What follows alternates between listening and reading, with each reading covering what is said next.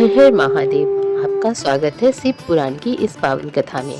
आज मैं लेकर आई हूँ रुद्र संहिता भाग 5 के अध्याय 21 से लेकर 30 तक की कथा। आपसे निवेदन है कि कृपया इस वीडियो को अंत तक जरूर सुनें और अगर पसंद आए तो चैनल को सब्सक्राइब करें। तो चलिए आरंभ करती हूँ भगवान शिव की इस अद्भुत कथा को। शिव पुराण श्री रुद्र संहिता पंचम खंड 21वां अध्याय द्वंद्व युद्ध।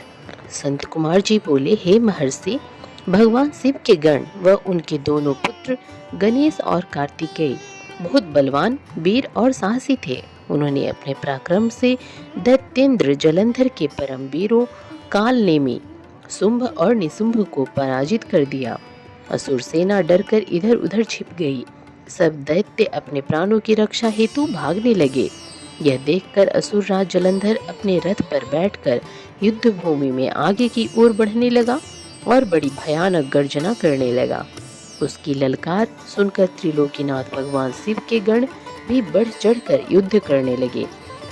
असुर सेना और देवताओं की सेनाओं के रथों, हाथी, घोड़े, शंख तथा भेरी से युद्ध भूमि गुंजायमान हो रही थी। दैत्यराज जलंधर ने तब ऐसा एक बाण छोड़ा जिससे चारों ओर कोहर फैल गया। धरती से आकाश तक सिर्फ एक धुंध ही दिखाई दे रही थी। फिर उसने नंदीश्वर गणेश वीरभद्र को एक साथ कई बाण मारकर घायल कर दिया। यह देखकर स्वामी कार्तिकेय को बहुत क्रोध आ गया और उन्होंने असुर राज जलंधर पर अपनी शक्ति चला दी। कार्तिकेय की चलाई गई शक्ति के फलस्वरूप जलंधर धरती पर गिर पड़ा, परंतु गिरते ही वह उठकर खड़ा हो गया और पूरी शक्ति के साथ पुनः युद्ध करने लगा। उसने सबसे पहला प्रहार कार्तिकेय पर ही किया।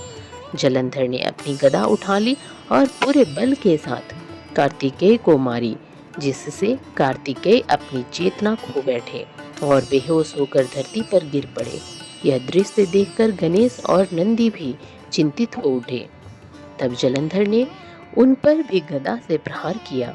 गदा के प्रहार से वे दोनों ही मूर्छित होकर पृथ्वी पर गिर गए। तब वीरभद्र जलंधर से युद्ध करने के लिए आगे आए। जलंधर ने उन पर भी अपनी गदा से प्रहार किया, जिससे वीरभद्र का सिर फट गया और रक्त बहने लगा। यह देखकर सभी शिवगण व्याकुल हो गए और डर कर युद्ध भूमि को छोड़कर इधर उधर भागने लगे। शिव पुराण श्री रुद्र संहिता पंचम खंड 22वां अध्याय शिव जलंधर युद्ध। संत कुमार जी बोले, हे महर्षि, जब युद्ध भूमि में देव सेना का प्रतिनिधित्व करने वाले सभी वीर साहसी घायल होकर पृथ्वी पर गिर पड़े, तब यह देखकर सभी शिवगण भयभीत होकर शिव की शरण में चले गए। तब भगवान शिव को युद्ध स्थल का सब समाचार मिल गया। तब वे स्वयं दैत्यराज जलंधर को सबक सिखाने के लिए युद्ध स्थल की ओर चल पड़े। अपने आराध्य भगवान शिव को युद्ध का नेतृत्व करते देखकर सभी शिवगण जो पहले डरकर भाग गए थे पुनः लौट आए। शिवगणों ने पहले जैसे जोश के साथ युद्ध करना प्रारंभ कर दिया। भगवान शिव के रौद्र रूप को देखकर भयानक दैत्य भी भयभीत होने लगे और युद्ध छोड़कर भागने लगे। यह देखकर असुरों के स्वामी जलंधर को क्रोध आ गया। वह तीव्र गति से शिव जी की ओर दौड़ा। इस कार्य में शुंभ निशुंभ नामक सेनापतियों ने अपने स्वामी का साथ दिया। यह देखकर भगवान शिव ने प्रति उत्तर देते हुए जलंधर के बाणों को काट दिया। वे अपने धनुष से बाणों की वर्षा करने लगे। उन्होंने कई दैत्यों को फरसे से काट दिया। बलाहल और धसमर जैसे भयानक राक्षसों को पल भर में मार गिराया।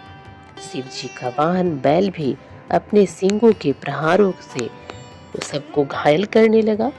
तब यह देखकर जलंधर अपने सैनिकों को समझाने लगा कि वे न डरे और युद्ध करते रहे।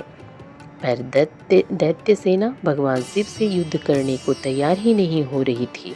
क्रोधित जलंधर उन्हें ललकारने लगा। जलंधर ने अनेकों बाणों को एक साथ चलाकर उसमें भगवान शिव को बांधने का प्रयास किया, लेकिन वह सफल न हो सका। भगवान शिव ने उसके सभी बालों को काट दिया और उसके रथ की ध्वजा को भी नीचे गिरा दिया। असुरराज जलंधर के सभी बाणों को काटने के पश्चात भगवान शिव ने एक बाण मारकर जलंधर को घायल कर दिया और उसके धनुष को काट दिया। यह देखकर जलंधर ने युद्ध करने के लिए गदा उठा ली। तब शिव जी ने अपने बाण से उसकी गदा के भी 2 टुकड़े कर दिए। यह सब देखकर दैत्येंद्र जलंधर यह जान गया कि त्रिलोकीनाथ भगवान शिव उससे अधिक बलवान हैं और उन्हें युद्ध में पराजित कर पाना उसके लिए मुश्किल है। तब जलंधर ने जीतने के लिए गंधर्व माया उत्पन्न की। वहां उस युद्ध स्थल पर हजारों की संख्या में गंधर्व और अप्सराओं के गण उत्पन्न हो गए और वहां नृत्य करने लगे। वहां मधुर संगीत बजने लगा। यह सब देखकर सभी देव सेना के सैनिक मोहित हो गए और युद्ध को भूलकर नृत्य और गाना बजाना देखने में मग्न हो गए। इधर देवादिदेव भगवान शिव भी गंधर्व माया में मोहित होकर नृत्य देखने लगे। जब दैत्यराज जलंधर ने देखा कि सभी देवताओं सहित देवादिदेव भगवान शिव भी उस गंधर्व माया के द्वारा मोहित होकर अप्सराओं के नृत्य को देख रहे हैं, तब वह वहां से चुपके से भाग खड़ा हुआ। असुरराज जलंधर त्रिलोकीनाथ भगवान शिव का रूप धारण कर बैल पर बैठकर देवी पार्वती के पास कैलाश पर्वत पर पहुंचा। वहां कैलाश पर देवी पार्वती अपने सखियों के साथ व्यस्त थी। जब उन्होंने अपने पति भगवान शिव को आता देखा, तब उन्होंने अपनी सखियों को वहां से भेज दिया और स्वयं भगवान शिव के समीप आ गईं। देवी पार्वती के अप्रीतम सौंदर्य को देखकर जलंधर का मन विचलित हो उठा और वह उन्हें अपलक निहारने लगा।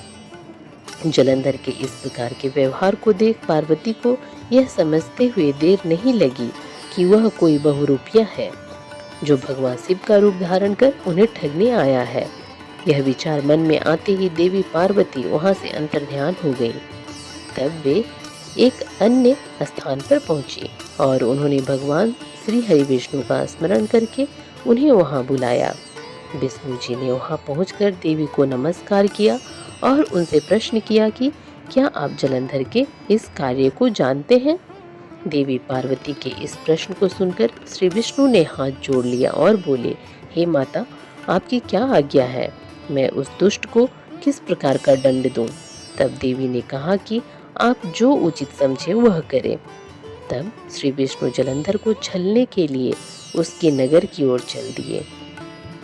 शिव पुराण श्री रुद्र संहिता पंचम खंड 23वां अध्याय, वृंदा का पतिव्रत भंग। व्यास जी बोले, संत कुमार जी, जब माता पार्वती की आज्ञा पाकर भगवान विष्णु सागर पुत्र जलंधर की नगरी की ओर चले गए, तब फिर आगे क्या हुआ?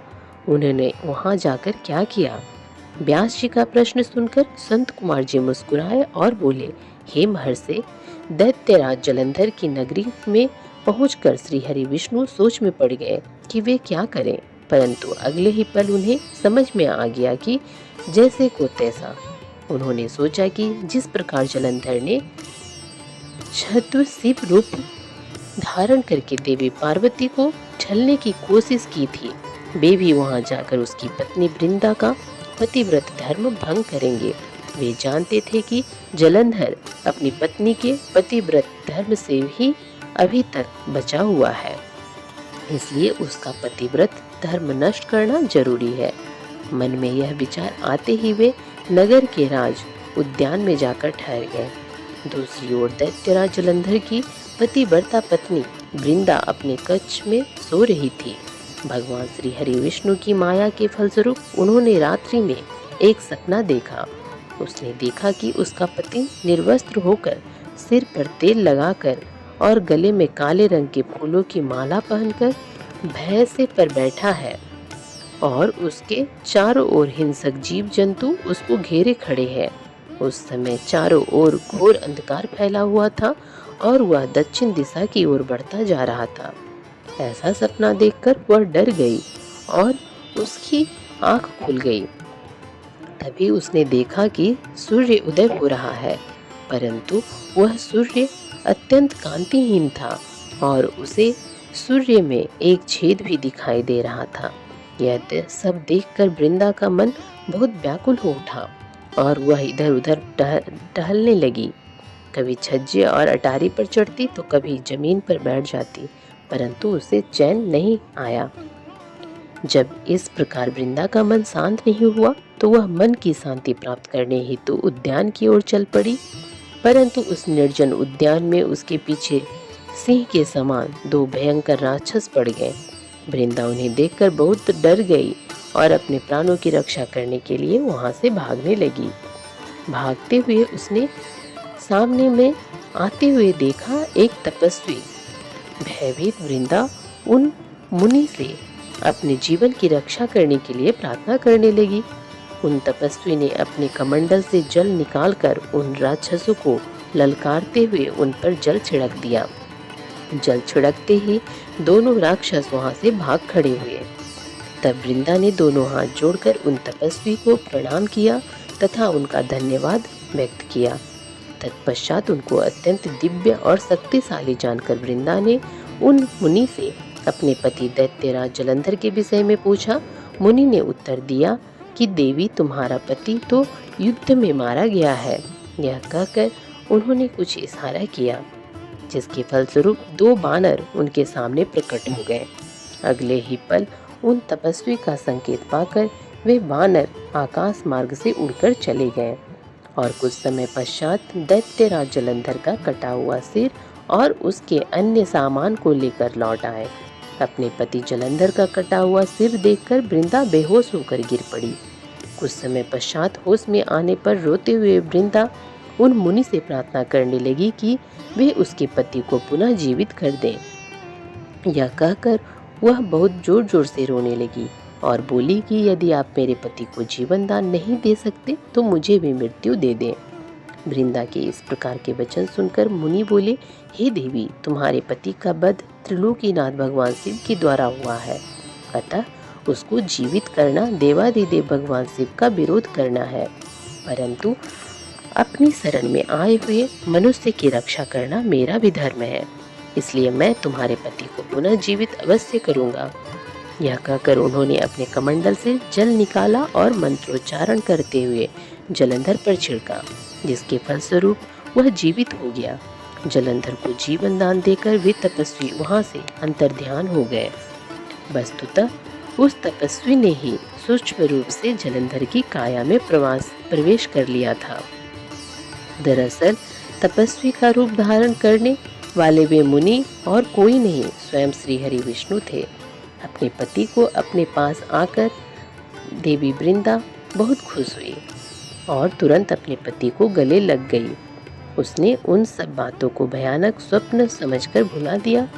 फिर बहुत समय तक वह छद्म वेशधारी जलंधर के साथ वन में ही रमन करती रही, परंतु मायावी की माया भला कब तक छिप सकती थी। एक दिन वृंदा को ज्ञात हो गया कि उसके साथ विहार करने वाला पुरुष और कोई नहीं, स्वयं श्री हरि विष्णु है, जो कि उसके पति का रूप धारण करके उसे छल रहे हैं। यह सारी सच्चाई जानकर देवी वृंदा बहुत दुखी हुई। तब वह श्री हरि विष्णु से बोली, तुमने एक पराई स्त्री का उसका पति बनकर उपभोग किया है, तुम्हें धिक्कार है।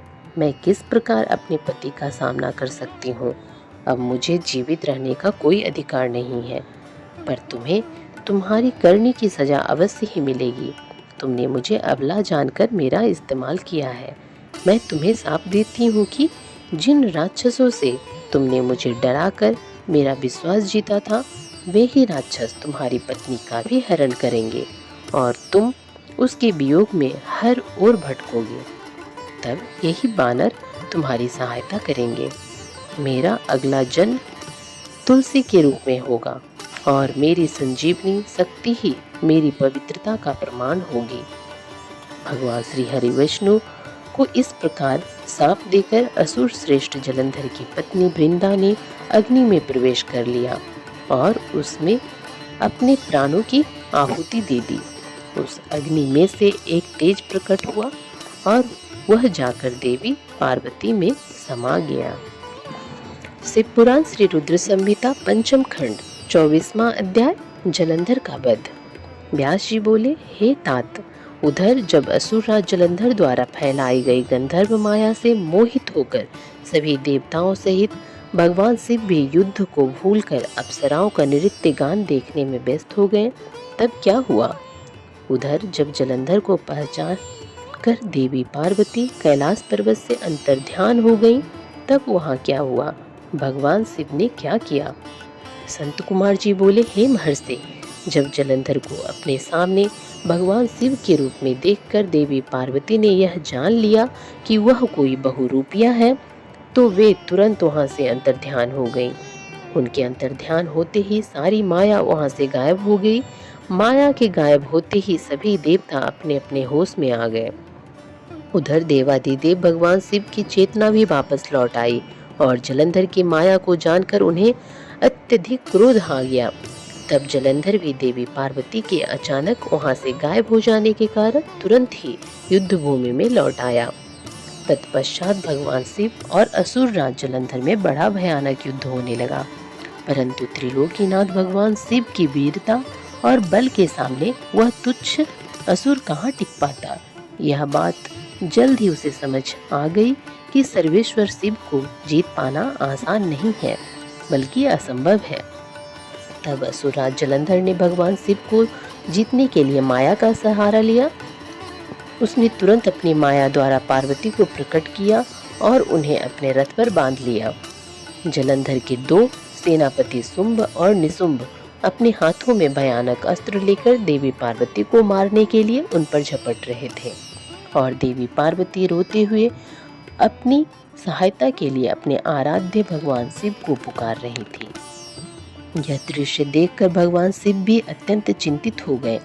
अपनी प्राण वल्लभा देवी पार्वती को इस प्रकार कष्ट में देखकर वे व्याकुल हो उठे। तब अपनी प्रिया पार्वती को दैत्येंद्र जलंधर से मुक्ति दिलाने के लिए उन्होंने बड़ा भयानक रूप धारण कर लिया।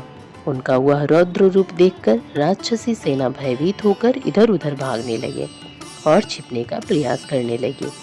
उधर दैत्य सेना के प्रधान शुंभ और निशुंभ भी डर गए और युद्ध से बचने की कोशिश करने लगे। उनके भयभीत होते ही जलंधर की माया समाप्त हो गई। युद्ध भूमि में हाहाकार मच गया। सब इधर उधर दौड़ रहे थे। जब शुंभ निशुंभ भी अपने प्राणों की रक्षा करने के लिए भाग रहे थे, तब भगवान शिव ने उन्हें ललकारा, परंतु वे फिर भी युद्ध के लिए तत्पर न हुए। भगवान शिव बोले, तुम तो देवी पार्वती को मारने बढ़ रहे थे, अब क्यों डर कर भाग रहे हो? आओ और मेरे साथ युद्ध करके अपनी वीरता का परिचय दो।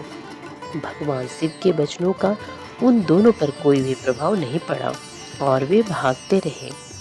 तब क्रोधवश भगवान शिव ने शुंभ निशुंभ को शाप देते हुए कहा, हे दुष्ट असुरों, युद्ध में कभी भी पीठ दिखाने वाले पर वार नहीं करना चाहिए, इसलिए मैं तुम दोनों को छोड़ रहा हूँ। परंतु जिनको तुम मारने का प्रयत्न कर रहे थे, वे ही देवी पार्वती तुम दोनों का एक दिन वध करेगी। भगवान शिव के इन वचनों को सुनकर क्रोध से भरा जलंधर उन पर झपटा। उसने भयानक बाण चलाकर पूरी पृथ्वी पर अंधकार कर दिया। इससे भगवान शिव का क्रोध अत्यधिक बढ़ गया और उन्होंने अपने चरणांगुष्ठ से बने हुए सुदर्शन चक्र को चला दिया। उस चक्र ने तुरंत जलंधर के सिर को उसके धड़ से अलग कर दिया। जब चक्र ने असुर राज जलंधर का सिर काटा तो बहुत भयानक ध्वनि हुई और महादानव जलंधर पल भर में ही ढेर हो गया। जिस प्रकार अंजन का विशाल पर्वत दो टुकड़ों में विभक्त हो गया था, उसी प्रकार जलंधर का शरीर भी दो टुकड़ों में बट गया।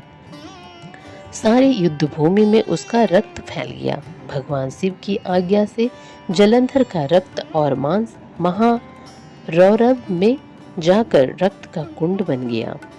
दैत्यराज जलंधर के शरीर से निकला अद्भुत तेज उस समय भगवान शिव के शरीर में प्रवेश कर गया। जलंधर का वध होते ही चारों ओर हर्ष की लहर दौड़ गई। सभी देवता ऋषि मुनि बहुत प्रसन्न हुए। अप्सराएं और गंधर्व मंगल गान करने लगे। सारी दिशाओं से भगवान शिव पर फूलों की वर्षा होने लगी। शिव पुराण श्री रुद्र संहिता पंचम खंड 25वां अध्याय, देवताओं द्वारा शिव स्तुति।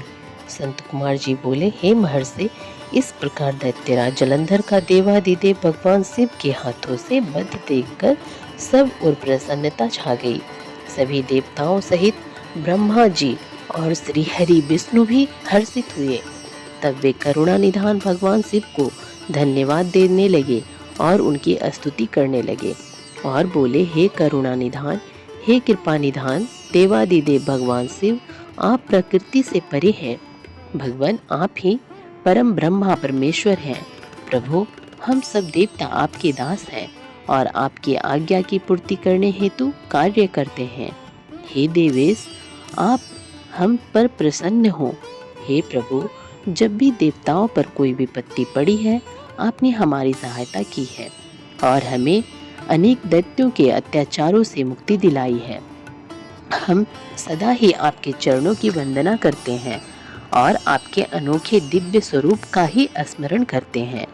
आपके ही कारण हमारा भी अस्तित्व है, आपके बिना हम कुछ भी नहीं हैं। आप भक्त वत्सल हैं और सदा ही अपने भक्तों का हित करते हैं। इस प्रकार भगवान शिव की वंदना करके सभी देवता चुप हो गए और हाथ जोड़कर खड़े हो गए। तब भगवान शिव बोले, हे देवताओं, मैं तुम्हारी आराधना से बहुत प्रसन्न हूँ। मैं तुम्हें वरदान देता हूँ कि मैं हमेशा तुम्हारे अभिष्ट कार्यों की सिद्धि करूँगा। तुम्हारे दुखों को मैं सदा दूर करूँगा। इसके अतिरिक्त तुम और कुछ भी चाहो तो मुझसे मांग सकते हो। परंतु उन्होंने उनकी कृपा दृष्टि बनाए रखने के अतिरिक्त उनसे कुछ नहीं मांगा। तब उन देवताओं को आवश्यकता पड़ने पर उनकी मदद करने का आश्वासन देकर देवादिदेव भगवान शिव वहां से अंतर्ध्यान हो गए। इस प्रकार जब त्रिलोकीनाथ भक्त वत्सल शिव ने देवताओं को उनकी सहायता का आश्वासन दिया तो सभी देवता हर्ष से फूले नहीं समाये और भगवान शिव की महिमा का गुणगान और जय जयकार करते हुए प्रसन्नता पूर्वक अपने अपने धाम को वापस चले गए। शिव पुराण श्री रुद्र संहिता पंचम खंड 26वां अध्याय। धात्री, मालती और तुलसी का आविर्भाव। व्यास जी बोले, हे ब्रह्मपुत्र संत कुमार जी, जब भगवान श्री हरि विष्णु की माया से मोहित होकर जलंधर पत्नी वृंदा छद्म वेश धारण किए विष्णु जी को अपना पति मानकर उनके साथ रमन करने लगी, तब श्री हरि की भी उनसे प्रीति जुड़ गई।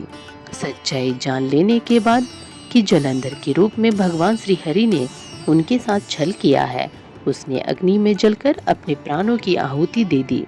तब फिर आगे क्या हुआ? भगवान विष्णु कहाँ गए और उन्होंने क्या किया? तुलसी के रूप में वृंदा का जन्म कैसे और कब हुआ? कृपया वह कथा मुझे बताइए। संत कुमार जी बोले, हे महर्षि, मैं आपके सभी प्रश्नों का उत्तर देता हूँ। मेरी कथा सुनिए, आपकी सभी जिज्ञासाएं दूर हो जाएंगी। जब वृंदा ने विष्णु जी द्वारा ठगे जाने पर अपने शरीर का त्याग कर दिया तो भगवान विष्णु को बहुत दुख हुआ और वे वृंदा की चिता की राख को अपने शरीर पर लपेटकर इधर उधर मारे फिरने लगे।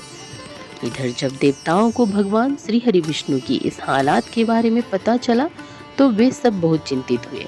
उन्हें समझ में नहीं आ रहा था कि वे क्या करें।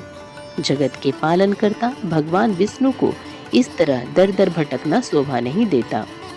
जब देवताओं को इस समस्या का कोई हल नहीं सूझा तब वे देवादिदेव भगवान शिव की शरण में गए। ब्रह्मा जी को साथ लेकर देवराज इंद्र देवताओं सहित कैलाश पर्वत पर पहुँचे। वहाँ उन्होंने त्रिलोकीनाथ भगवान शिव को हाथ जोड़कर प्रणाम किया और उनकी स्तुति करने लगे। तत्पश्चात शिव के पूछने पर देवताओं ने वहां आने का प्रयोजन शिव जी को बताया। देवताओं ने कहा, हे देवादिदेव करुणा निधान भक्तवत्सल शिव, आप तो सर्वेश्वर हैं, सर्वज्ञाता हैं। इस संसार की कोई बात आपसे छिपी नहीं है।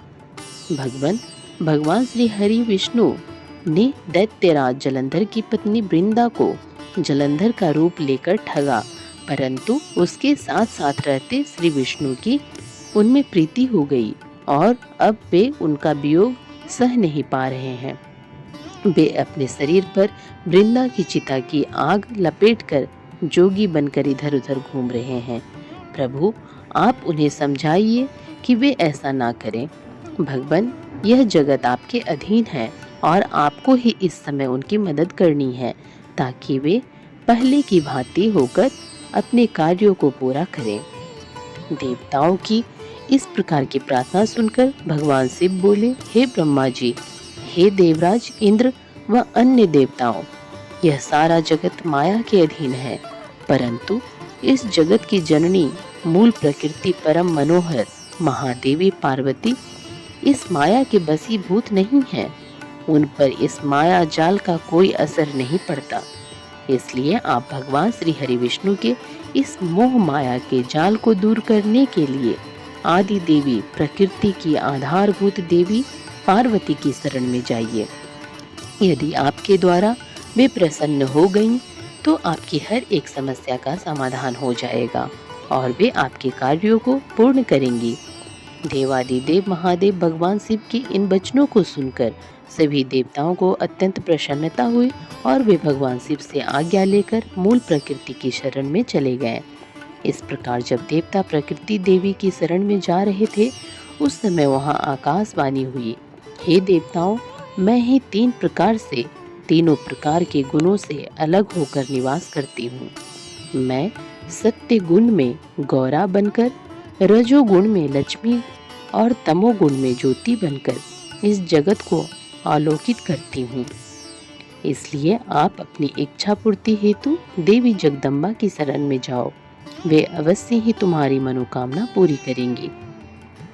यह आकाशवाणी सुनते ही सभी देवता गौरी, लक्ष्मी और सरस्वती को हाथ जोड़कर प्रणाम करने लगे और मन में उनका वंदन और स्तुति करने लगे। इस प्रकार जब देवताओं ने शुद्ध हृदय से तीनों देवियों का स्मरण किया, तब वे तीनों देवियां वहां प्रकट हो गईं। देवियों को साक्षात अपने सामने पाकर देवता बहुत हर्षित हुए और गौरी, लक्ष्मी और सरस्वती की वंदना और पूजा अर्चन करने लगे। जब तीनों देवियों ने मुस्कुराकर कहा, हे देवताओं, हम तीनों देवियां तुम्हारी स्तुति से बहुत प्रसन्न हैं। तुम जो कहते हो हमें बताओ, हम तुम्हारी मनोकामना अवश्य पूर्ण करेंगे। देवियों के इस कथन को सुनकर देवताओं का प्रतिनिधित्व करते हुए देवराज इंद्र ने भगवान श्री हरि विष्णु के बारे में सब कुछ गौरी, लक्ष्मी और सरस्वती देवी को बताया।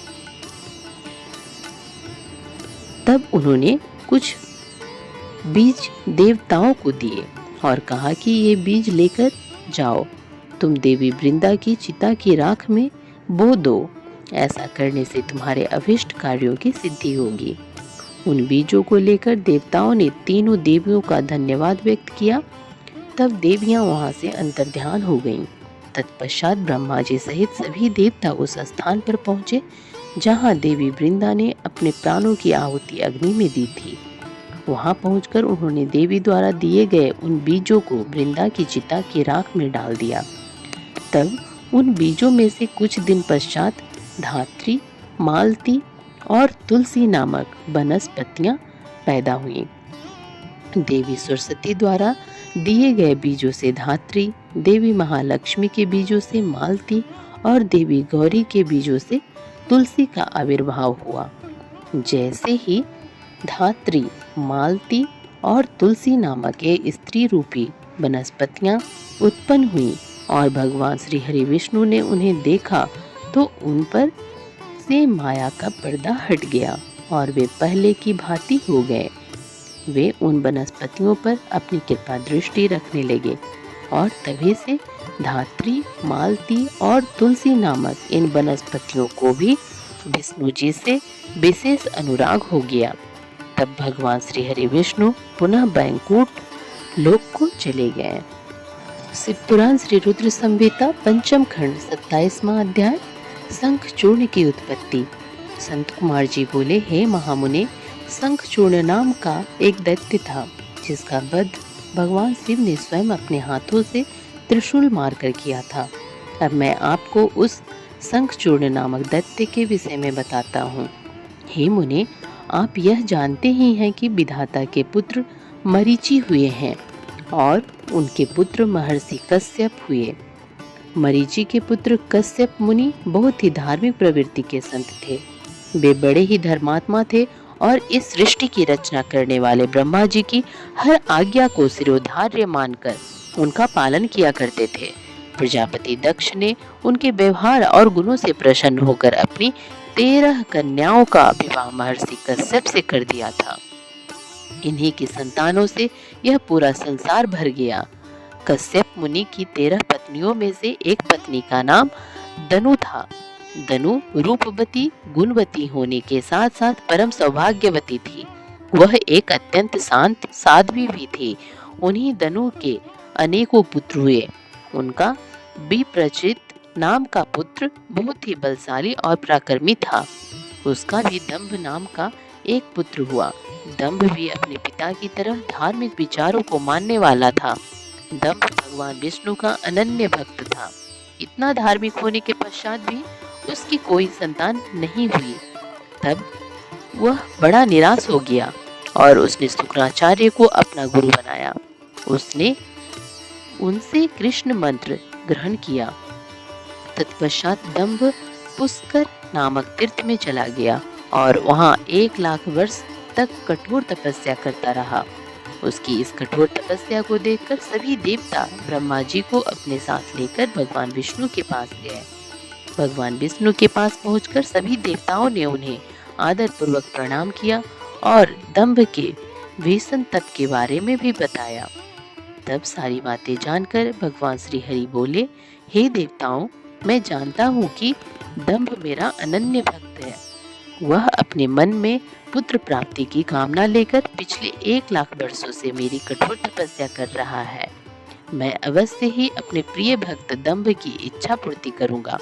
आप निश्चिंत होकर अपने स्थान पर चले जाइए।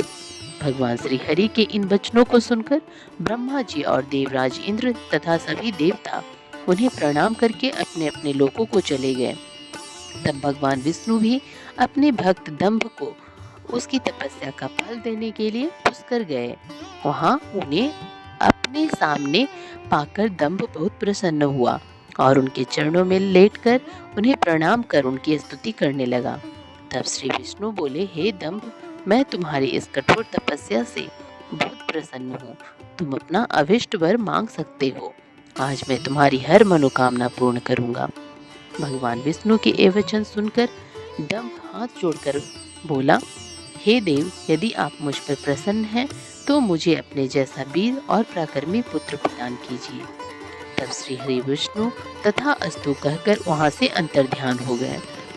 इसके बाद दंभ भी प्रसन्नता पूर्वक अपने घर लौट आया। कुछ समय पश्चात दंभ की पत्नी गर्भवती हुई। तब दंभ के घर में एक अलौकिक तेज विद्यमान था। समय आने पर दंभ की पत्नी के गर्भ से एक पुत्र का जन्म हुआ। मुनियों ने उसका नामकरण संस्कार करके उसका नाम शंखचूड़ रखा।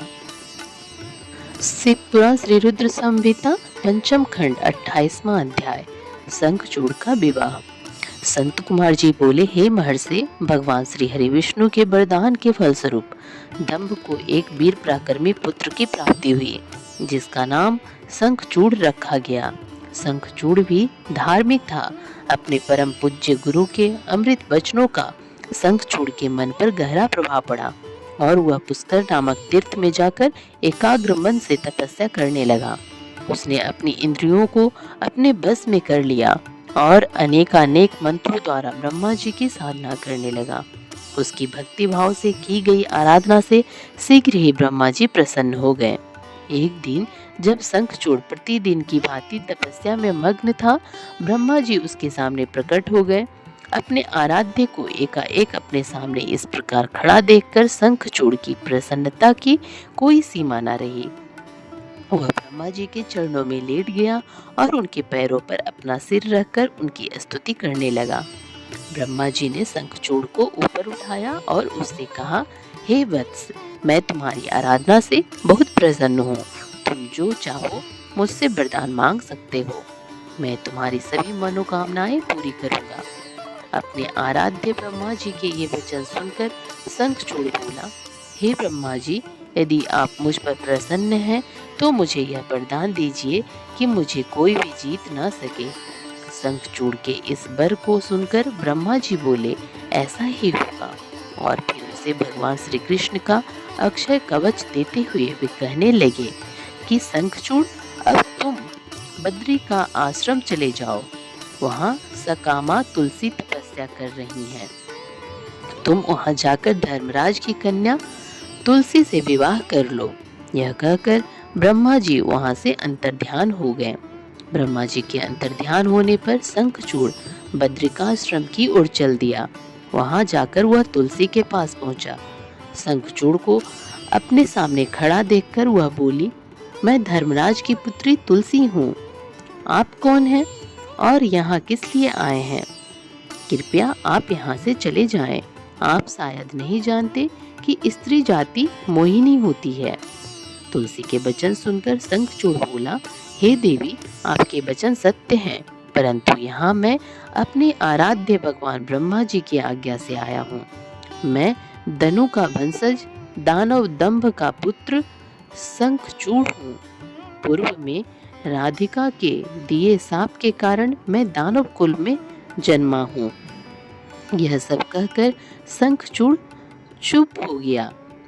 तब तुलसी बोली, यह सत्य है कि इस संसार में वही पुरुष श्रेष्ठ है जो स्त्री से पराजित हो जाते हैं, परंतु आज मैं भी तुम्हारी स्पष्ट बाधिता से अत्यंत प्रभावित हुई हूँ।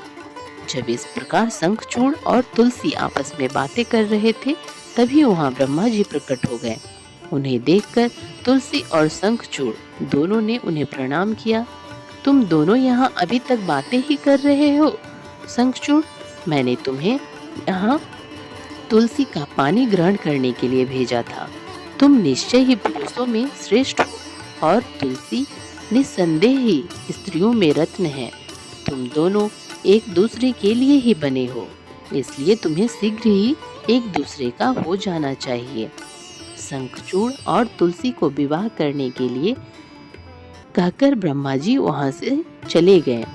ब्रह्मा जी का आदेश मानते हुए तुलसी और शंखचूड़ ने गंधर्व रीति से विवाह कर लिया। तत्पश्चात वे दोनों अनेक सुंदर मनोरम स्थानों पर अनेकों वर्षों तक विहार करते रहे। एक दूसरे का साथ पाकर वे बहुत प्रसन्न थे। शिव पुराण श्री रुद्र संहिता पंचम खंड 29वां अध्याय, शंखचूड़ के राज्य की प्रशंसा। व्यास जी बोले, हे ब्रह्मा जी के पुत्र संत कुमार जी, जब संसार के सृष्टिकर्ता ब्रह्मा जी की आज्ञा से तुलसी और शंखचूड़ ने गंधर्व रीति से विवाह कर लिया, तब फिर क्या हुआ? उन दोनों ने क्या किया?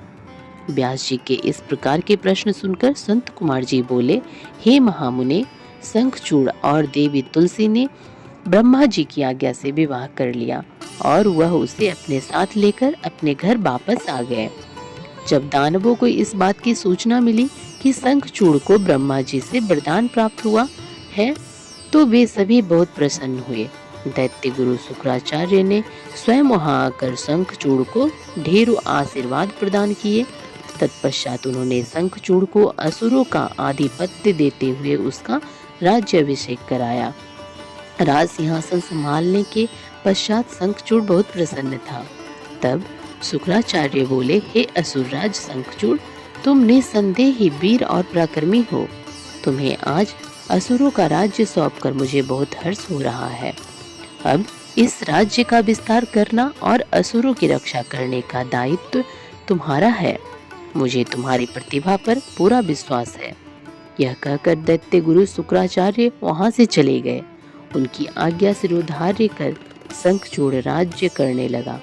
उसने अपने राज्य का विस्तार करने के उद्देश्य से अपनी विशाल सेना को इंद्रलोक पर आक्रमण करने का आदेश दे दिया। वह स्वयं भी उस युद्ध में जा खड़ा हुआ। असुरों और देवताओं में बड़ा भयानक युद्ध शुरू हो गया। देवताओं ने अनेक असुरों को मार गिराया, अनेकों को घायल कर दिया। यह देखकर असुर सेना विचलित होकर इधर उधर भागने लगी। इसे देखकर असुरराज शंखचूड़ का क्रोध साथ में आसमान पर जा पहुंचा।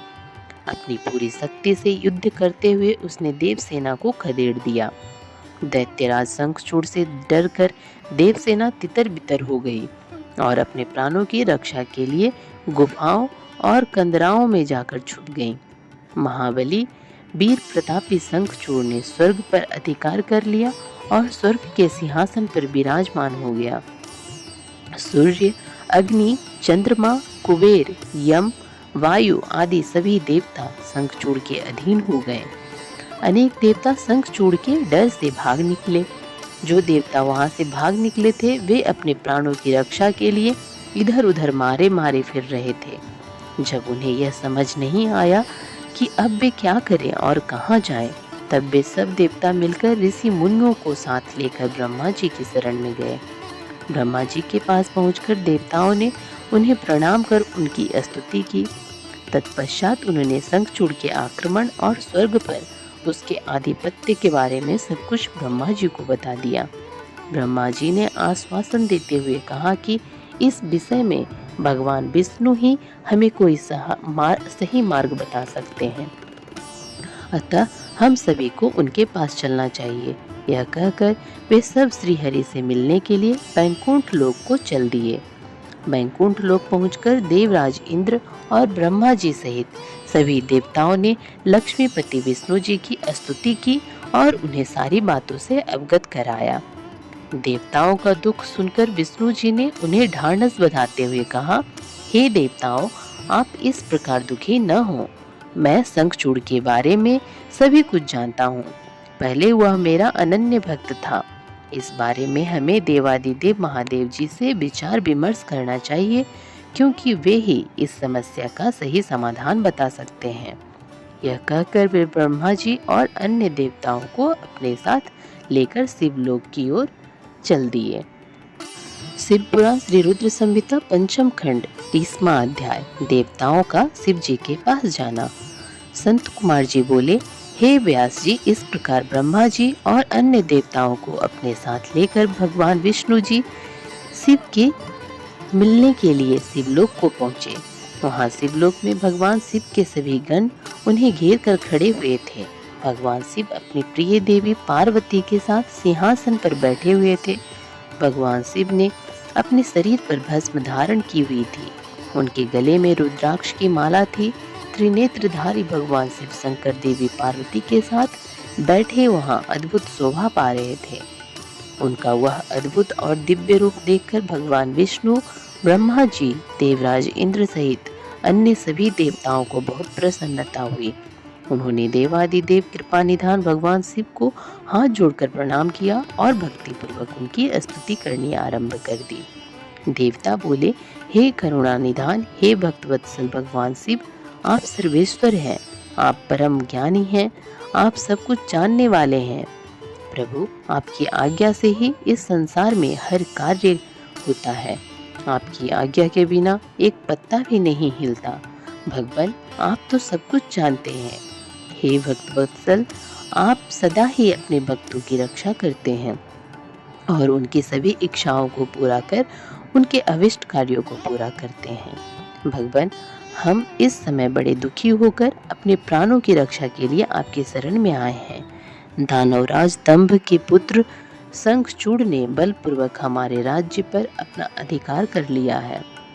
उसने अनेक देवताओं को अपना बंदी बना लिया है और देव सेना को घायल कर कईयों को मौत के घाट उतार दिया है। किसी तरह हम अपनी जान बचाकर वहां से भाग निकले हैं। भगवान, आप अपने भक्तों के रक्षक हैं। हम आपकी शरण में आए हैं। आप हम दुखियों के दुखों को दूर कीजिए। उस शंखचूड़ नामक दैत्य ने हमारा जीना मुश्किल कर दिया है। आप उसको दंड देकर हमें मुक्त कराइए और हमारा उद्धार कीजिए। यह कहकर सब देवता चुप होकर हाथ जोड़कर खड़े हो गए।